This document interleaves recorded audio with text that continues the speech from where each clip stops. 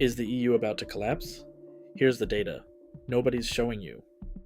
For 30 years, the European Union has survived every shock thrown at it: financial collapses, refugee waves, Brexit. But what's happening right now is different. This isn't one crisis. This is 5 crises hitting the same structure at the same time. The 5 fractures. So here's what most coverage misses. When people talk about the EU falling apart, they usually point to one thing: Brexit, or Orbán, or the economy. But the real danger isn't any single crack. It's that 5 separate fracture lines are all widening at the same time. And when fractures converge, the structure doesn't bend, it shatters. Let me map all 5. Then we'll see whether the EU is actually collapsible, or whether this is just another crisis it absorbs and survives like it has before. Fracture 1, the security split. The first fracture is the one that matters most right now, and it's the one almost nobody is framing correctly. Poland's Prime Minister Donald Tusk recently warned of the ongoing disintegration of NATO from within. He wasn't talking about Russia, he was talking about the United States. A leaked US national security strategy draft from the Trump administration explicitly recommended working with Italy, Austria, Poland, and Hungary, with the goal of pulling them away from the European Union.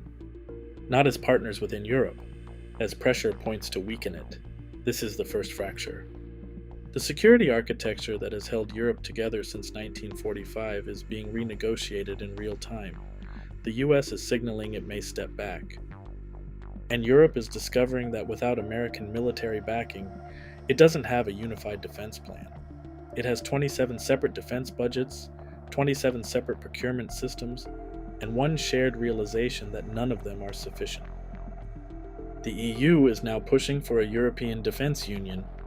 Commissioner Kubilius has pitched a new treaty to build integrated military infrastructure. But here's the structural problem. A defense union requires trust, and right now the eastern flank trusts Washington more than Brussels. When Washington signals it might leave, that trust evaporates. But it doesn't automatically redirect toward the EU. It redirects toward national self-reliance.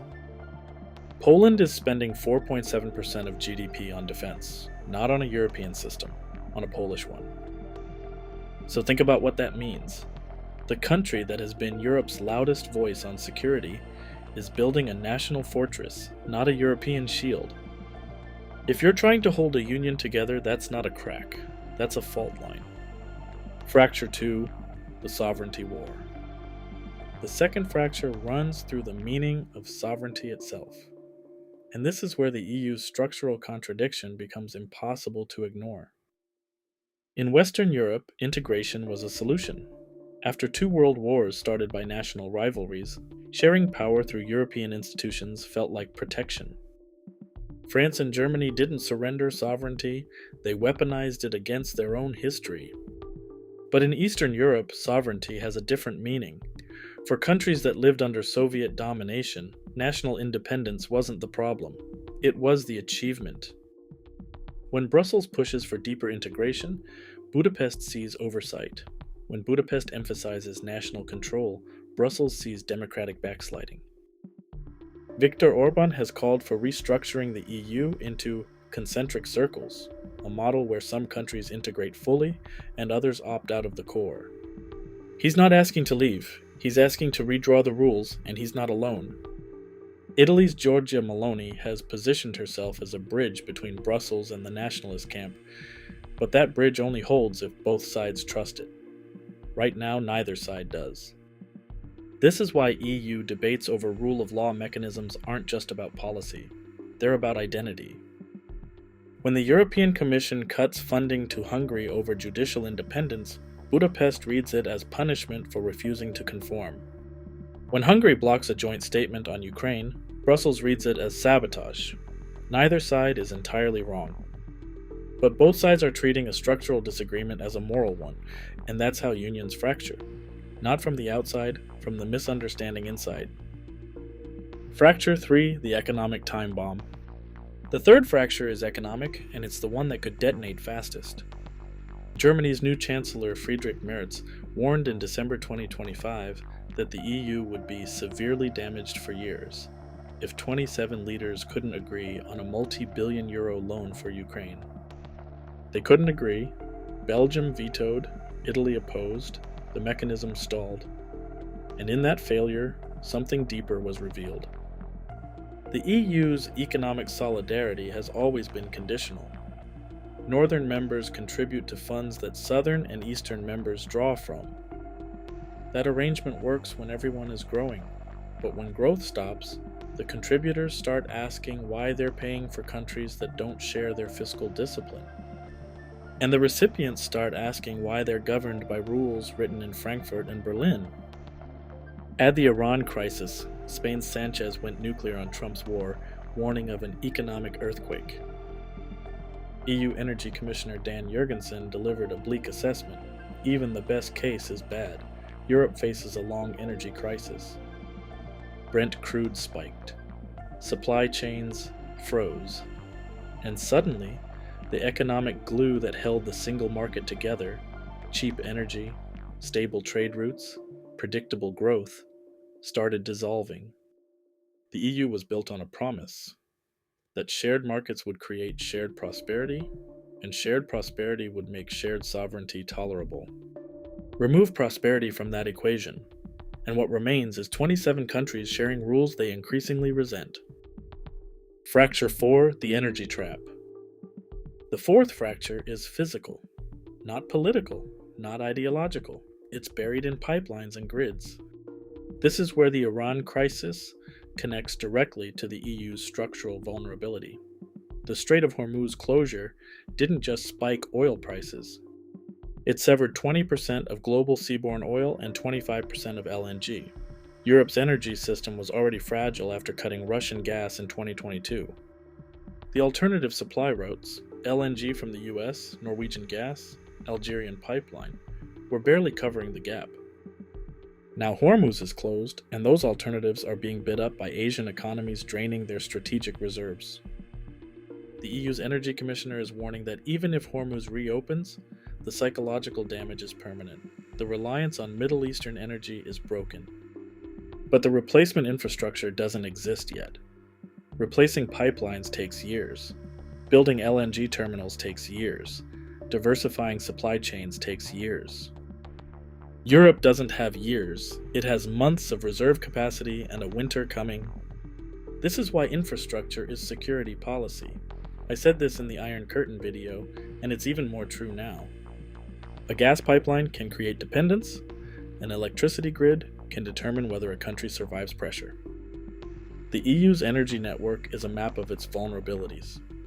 And right now, that map has too many red lines converging on the same few nodes. Fracture 5, the external attack. The fifth fracture comes from outside, and it's the most deliberate one. A leaked US strategic document from the Trump administration proposed what it called the Make Europe Great Again plan.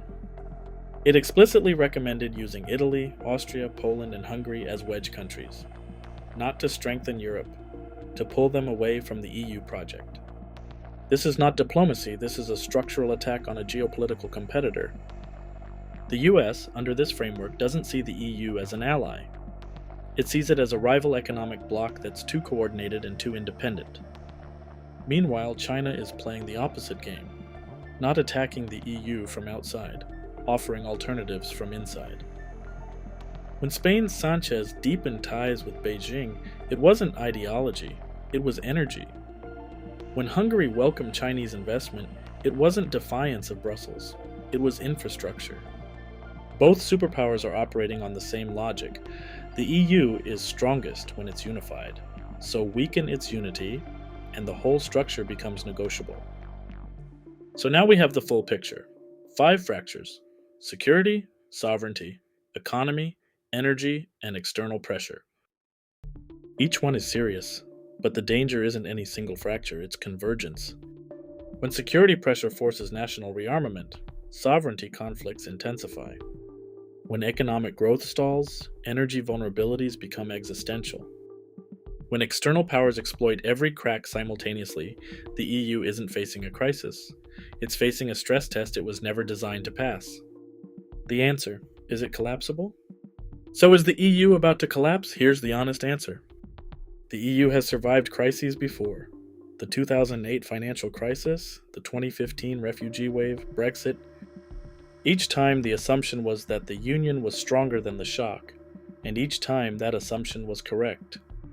But there's a difference between surviving a crisis and absorbing one.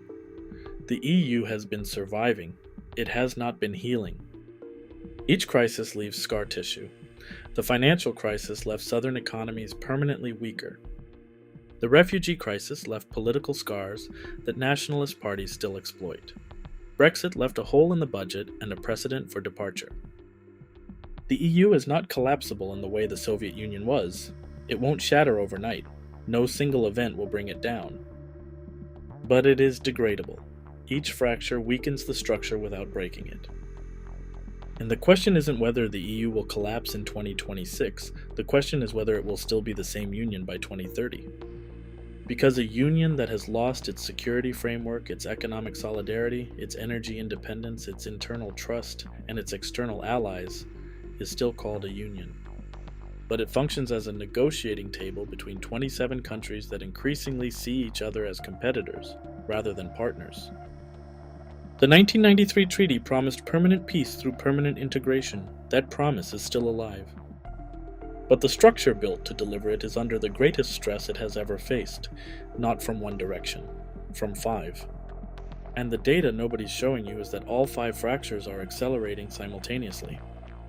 If you enjoyed this breakdown, subscribe for more videos mapping how history shapes modern power, and let me know in the comments. Is this the crisis that finally breaks the EU? Or just the latest one it survives by becoming something its founders wouldn't recognize?